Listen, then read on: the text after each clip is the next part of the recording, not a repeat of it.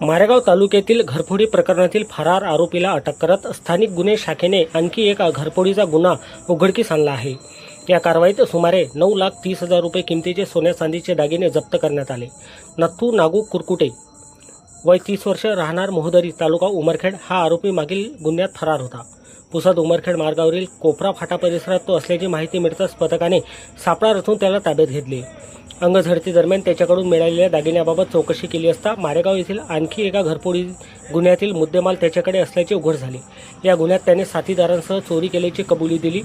यापूर्वी 21 एप्रिल रोजी स्थानिक गुन्हे शाखा पथक वणीने 21 लाखाहून अधिक किमतीचा मुद्देमाल जप्त करत मोठा गुन्हा उघडकीस आणला होता।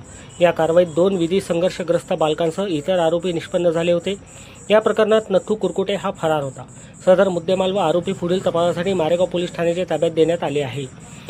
ही कारवाई पोलीस निरीक्षक कुमार चिंता, अप्पर पोलीस निरीक्षक अशोक थोरात यांच्या मार्गदर्शनाखाली पोलीस निरीक्षक सतीश चौरे, सहाय्यक पोलीस निरीक्षक दत्ता पेंडकर, पोलीस उपनिरीक्षक धनराज हाके, पोलीस अंमलदार सुनील खंडागडे, सुधीर पांडे, सुभाष जाधव, संतोष भोरगे, तेजाब रणखाम, रंजिकांत मडावी, चालक सतीश फुके, सर्व स्थानिक गुन्हे शाखा पथक यवतमाळ यांनी सदर कारवाई यशस्वीरित्या पार पाडली।